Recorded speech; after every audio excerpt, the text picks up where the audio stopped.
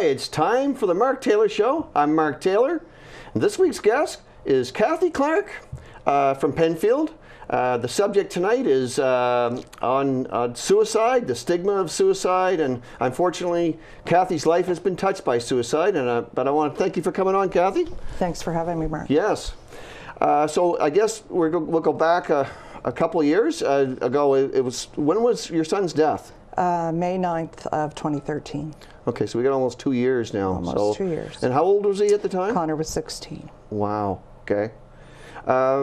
Did he grow up in Penfield, or was it? We moved down here when Connor was about 1.5 years old. Okay. So he certainly fit all the criteria of a Charlotte County boy. He did virtually grow up here. Okay. So what was his childhood like? That he just did the stuff that normal boys do, fish, yes. hunt, and... Oh yes, he loved to fish, loved anything to do with trucks, machinery, anything like that.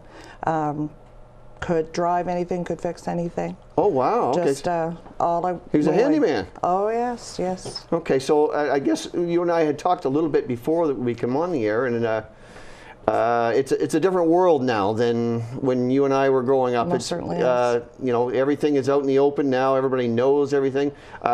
People don't do much, probably, is what the problem of the world is now with social media and everything. So, and there's good and bad parts of it, obviously. I mean, there's people who stay in touch and things like that. But certainly there's some bad things. So if we could just maybe go back a ways, the day that it happened, did the day start out like any other day, or? The day started out like any other day. He was in grade 11. Okay. But he was not a fan of school. And as any of his teachers could tell you, his goal was to be the class clown. Okay. That was his goal in school. Okay. And as usual, he never liked to get up and go to school.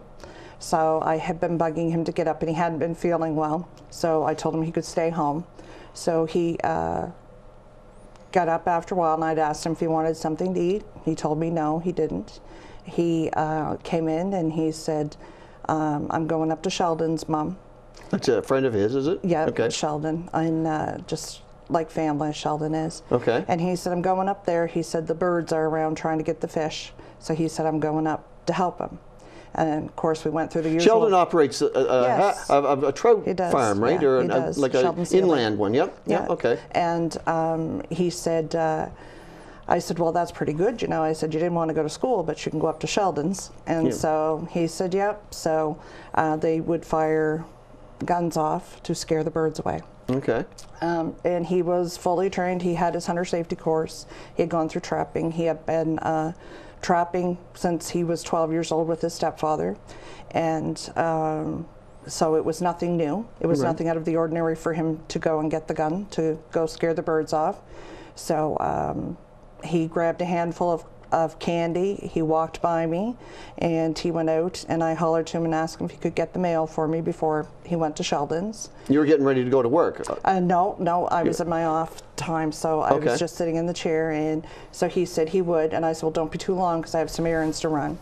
And he said he wouldn't, so he walked out the door, and I heard him drop the mail back in because the mailbox is at the end of our lane. Okay. He dropped the mail in, and I watched him drive up the road, and that's the last time I seen him alive. Wow.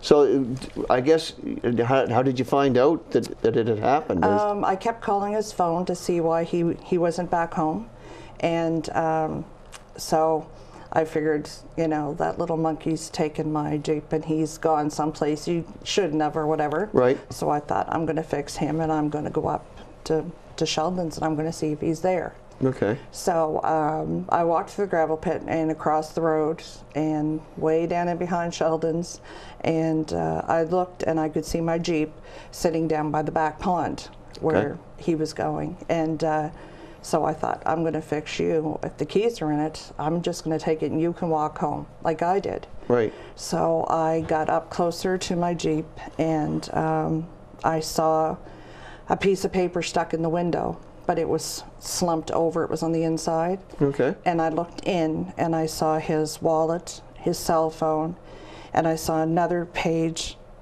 by the gear shift between the seats. And you still wouldn't think anything was up. I mean, although it was a little odd. And but as soon as I looked, the first word I picked on is I haven't wanted to be here for a long time. Oh, gee. So I screamed his name for a few minutes, and I don't know if I was too scared to go in the woods. I kind of remember not even knowing where to even look.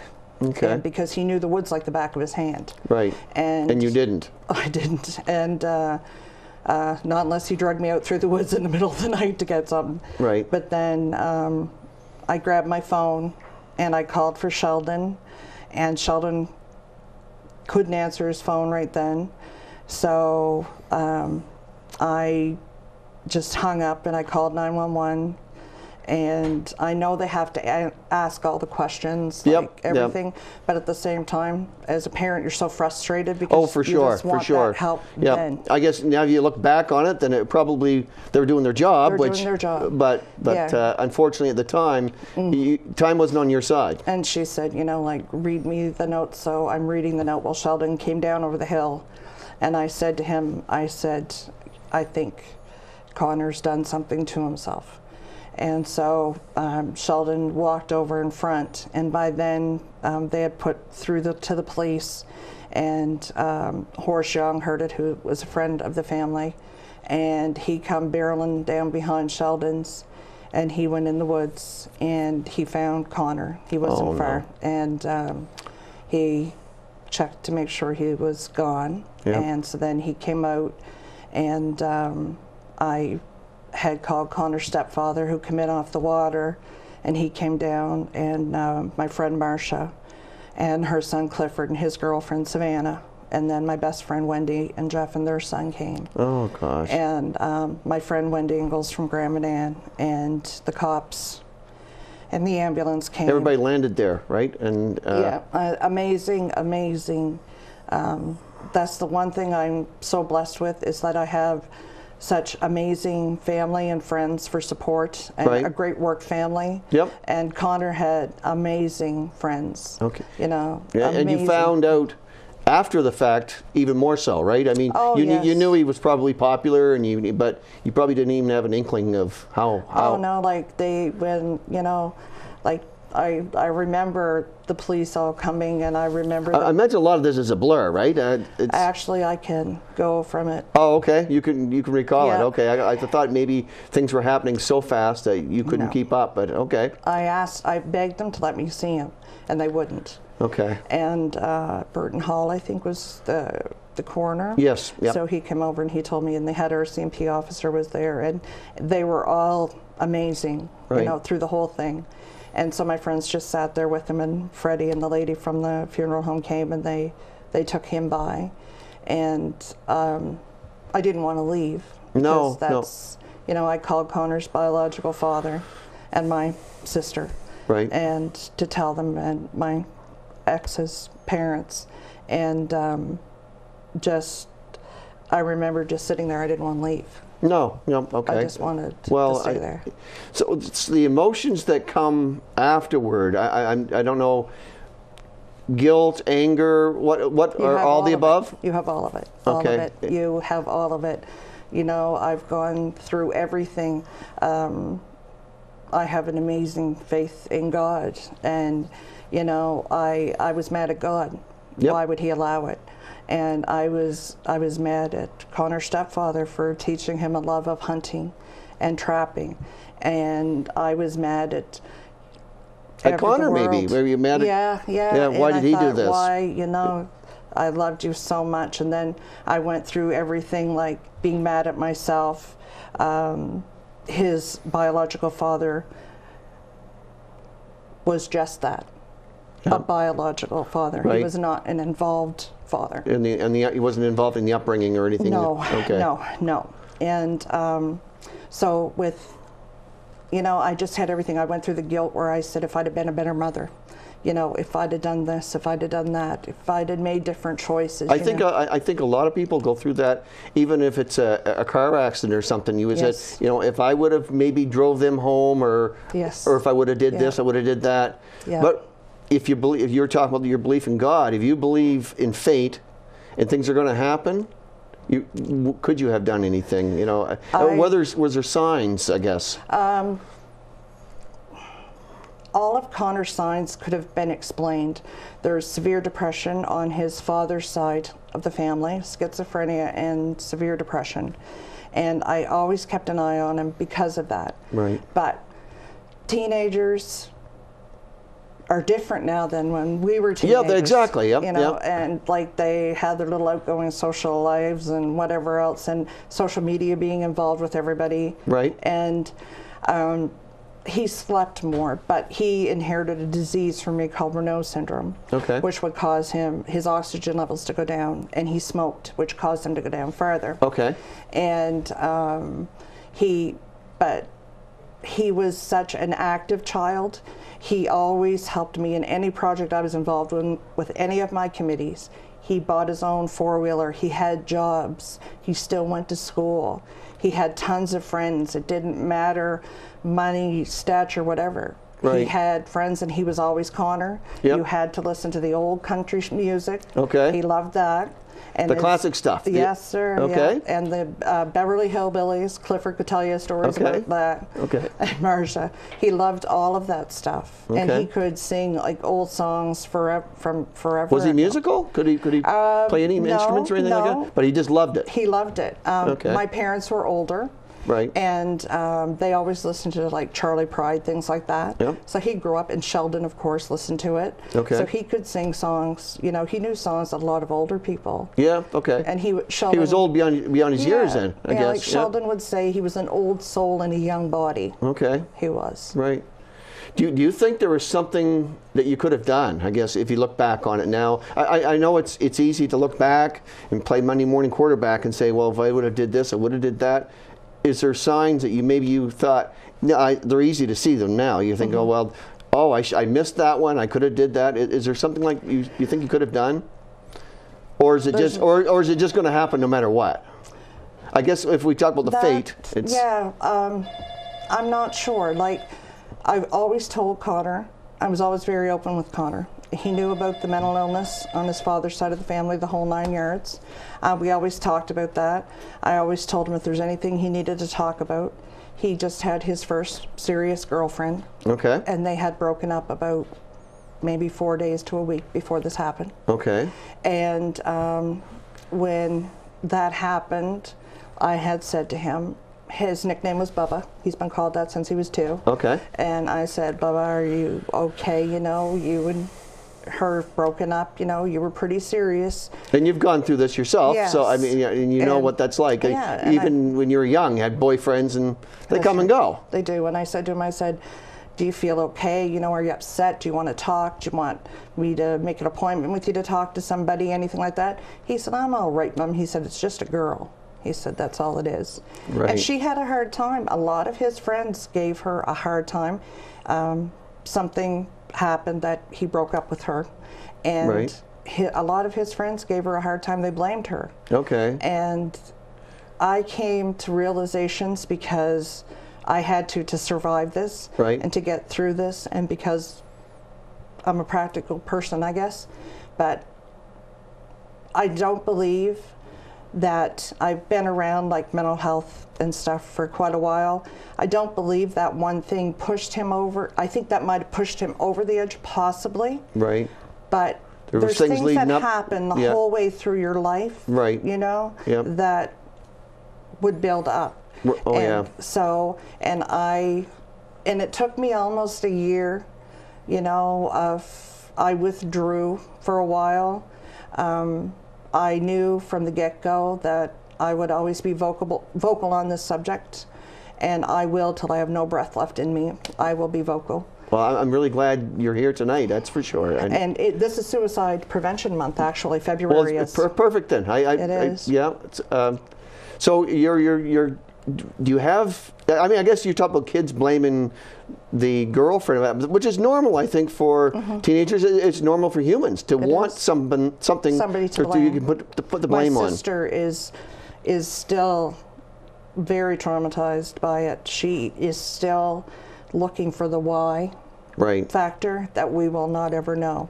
He did. He left me the note. The note didn't contain any clues or anything there, really? No, in the note he just said, he told me where he wanted to be buried. He wanted to be buried in Charlotte County. Okay. And that which of his friends that he wanted things to go to. Okay. And that, which is like an informal will, I guess. It's, yeah, and he every page he signed, "Love Connor May." He signed every page that way. Yep. And he said that he hadn't wanted to be here for a while, and he thought it was high time that he did something about it. And he said, this is the way of the road. And apparently there's some song or something about that. Okay. And that people live and people die. It was very traumatizing for him when my mom died, because they were so close. Right. And she had died about 3 years before Connor. Okay. So it was very traumatic for him. Which is his first brush with death, would it have been? Yes, yes. Right. Yeah. And it just, and a lot of things. And he was a great kid. And I still, a lot of his friends are on my Facebook. Okay. They come and visit me at work if they want to talk. There have been a few of his friends that have attempted since Connor has. Yep. I've gone to the hospital with one of them and his mother when he went. Because that's another subject I was going to bring up is, unfortunately, you're not alone. I'm not. And that's a sad thing. I mean, it's sad that you've gone through it, and it's sad that other people are going through it, and they're going to continue. I would say, I mean, I hate to be a pessimist, but it doesn't seem like there's so many suicides that go undocumented every year. Even in our own communities in Charlotte County, there are so many. And like I have friends that lost their son. He was in the military and suffered from PSTD, which they didn't find out till after. And his dad was one of the first ones that came and hugged me and stood and cried with me and said that if you think it's tough now, you wait till after a year. Right. You have so much guilt that you're living, and you've seen so much and you've done so much, but they've lost at such a young age, right. You know, right. And he was so smart and he had so much to give. But for that one moment, and I say, people look at me sometimes like I'm crazy, which right. most days I sometimes will question my sanity there you on go. a good many days. Hey, I'm there with you, Kathy. But like people will look at me, but I have to trust, being somebody that is religious, that God saw something way worse for Connor down the road. Yep. Than this, and that Connor made a conscious decision, be it I don't agree with his decision whatsoever. No. And I miss him like crazy every day. Right. And I think back, you know, and I think, especially if I'm sitting alone and I'm thinking like how lonely he must have felt. Yes. And we always were so close and we could share everything, but as he got older, he didn't feel that he could come to me, and moms are supposed to fix everything. Yep. You're supposed to be able to fix everything. But like, even I'm really good friends with another mother, and you know, we have memorial pages for both of our sons on Facebook, and now another lady that I've met through family whose son committed suicide last year. Oh. And she has a page, so we all share things on Facebook. I belong to a group of ladies in Charlotte County. We have a private group that there are only 2 of us that have lost children. The rest have lost spouses. And the same way? Or is it? No, it could be any way. Anyway. Okay. And the Compassionate Friends of Canada and Grieving Mothers organizations. I actually have friends. Rhea Parsons' mother and I are friends. Okay. And we chat on Facebook. The lady in Halifax that went through the bullying with her daughter and everything. And we talk on Facebook sometimes about things. And it's hard because you're left with all the questions. Right. And the wonder and your guilt, and it doesn't matter what. I think that stays with you just because it's a human. Oh, for sure. Yep. A human nature, and even though you never get over it. No. You'll never get over it. Was the guy right when he said wait a year? Yes. And you found it, we're going into 2 years now. We are. And after a year, it hit you like a 18-wheeler. Yeah. Yeah, it's worse. It's worse. It's, he would have graduated last year. Oh, okay. And the year before that, almost immediately, my mom was very big on education. She wanted Connor to have a good education. So the first thing that we thought of was setting up a scholarship in Connor's memory. So I went to the school district. My sister and I wanted to start one for $1,000 in his name. Right. I was told I could give my money all I want, but Connor's name was not going to be attached to it. Did they give you a reason why? They said they come up with the usual things, malarkey, I might as well say it out loud. I was thinking. You can't say the word you probably wanted to say. Malarkey.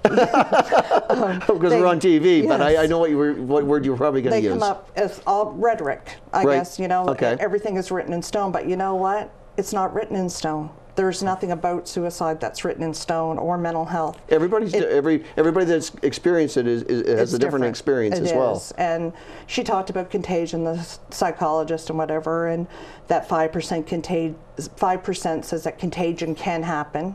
And which is people, a copycat or something like that. And so I said, but again, like some people would say, well, it's funny, some people stayed away from me like it was catching. Like if I go near you, then my kid's going to do this. Exactly. Some people didn't know how to interact towards me afterwards. Which is normal as well. It is. If you put yourself in their shoes. It's had you known other people that had gone through this? Yes. Before Connor? Yeah, just the one couple. Okay. I know.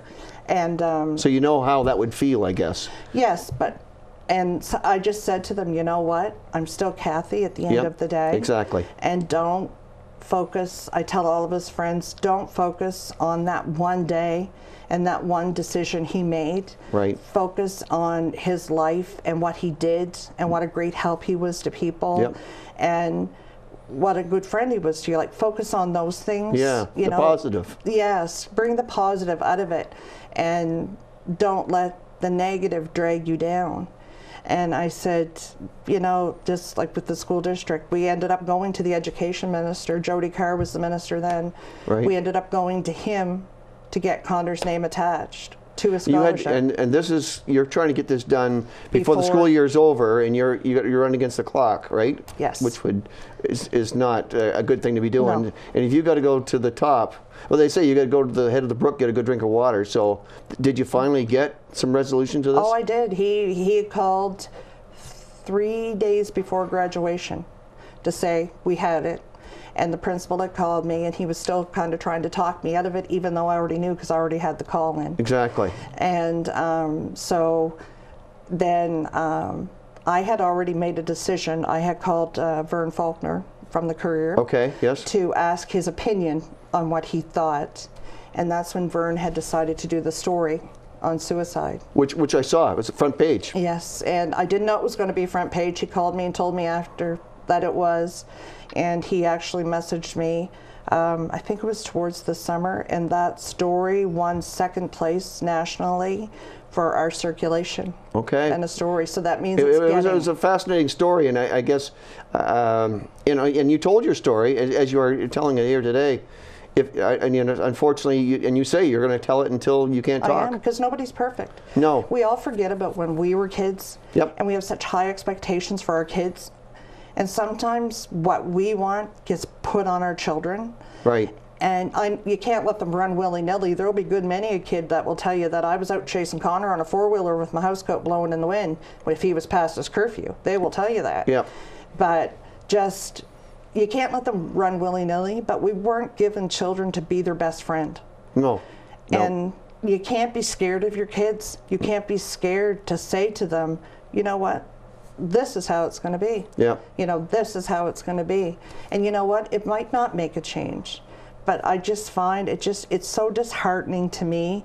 And not because I believe in God and I'm religious. It's disheartening to me as a 51-year-old woman in a society where you will see parents buying liquor for their kids. Right. Yep. And letting them throw parties in their house, and they're saying, "Oh, well, what's the big deal? You know, nothing's going to happen." Better under my roof than on the road or something. Yeah, and you're going to go to sleep. And what if one friend just says, "Come on, let's just go for a drive. We're not drunk." Exactly. Your judgment's impaired. Yep. You know, and these things need to be. Right. brought out. For sure. So do you have any advice for parents? Like, I guess you touched on some of the things that, you know, if you obviously went through it. Is there something that you'd like to tell parents? You know, we're running out of time, unfortunately, but is there some things signs that you should look for, or things that you should do? I don't know if you could ever prevent it, because I think if it's going to happen, it's going to happen. I think you may be able to stop it. Yeah, like look and don't ever take anything for granted. Like don't ever just casually brush it off like, I'm so sick of being here and stuff like that. Don't ever brush it off. Don't give up. Be like a dog with a bone. Right. You know, and don't just say, okay, you know, because there's a Teen Link program. Yeah, there are some resources. And that is available through the school. I think Bronwyn Tanner, John Tanner's wife, looked after it last year. And there's a link through mental health, the Link program. Roz Allen does a great job. There's a suicide intervention committee. I've actually gone to 2 of those meetings. The first one some people came to, that was the first time I got up and spoke publicly. Okay. The second one, not one person showed up. Oh, no. And they had, at the school, not long after I think Connor had passed, they had an awareness night for people with suicide. And all the people that did so much talking about it, the majority, 3/4, were mental health and school staff. Right. Which is very disheartening. So there wasn't really, I hate to use the word commoner, but like a person like you or I there, basically. Yeah. Parents, you know, that should be, and like, I just find that stigma is so great. Be a friend to people. Walk up to them, say, how are you doing today? If they look sad, question it. Don't be too scared to go away. Like, if somebody new, go meet them. Don't make fun of them. Don't chastise them. Don't, just be a friend. Like, after Connor died, I was into the Save-Easy in St. George, and I don't know who the lady was. My ex-sister-in-law had told me a story about being at work and the women saying how Connor was burning in hell. And I shouldn't have had a church service for him and blah, blah, blah. No. This woman walked up behind me. I had a memorial tattoo done between my shoulders. Right. And it says, I gave you life and you gave me a reason to live, with his name and his date of birth and death. Okay. This lady walked up behind me and she said, you are going to burn in hell. She said, because she said, your son committed suicide. She said, then you're walking around with that on your back, proud as a peacock. She said, you had a service for him in church. And I said, ma'am, I said, I'm going to say one thing, that I really feel sorry for you if you have kids or grandkids or people that might be contemplating suicide, because you're so closed-minded that they're not going to want to talk to you about it. Right. And that's the biggest thing I have to say. Don't be closed-minded. Don't sweep it under the rug. This isn't the 1800s, people. No, no. Talk about it. Get it out there. Right on. Well, unfortunately, Kathy, our enemy is time, and I really appreciate you coming on tonight. It's been very interesting, and I'm sure that the viewers are going to find it interesting. You're an incredibly strong woman that could come on here and talk like you have. I got to say, I was leery about maybe talking about some of the subject matter, but you've eased that, and it's been really interesting. Thank you so much for bringing it out in the public. It needs to be. It needs to be out. For sure. So thank you very much for asking me. Well, that's another episode of The Mark Taylor Show. Join me again when we'll have another guest on. Thank you very much.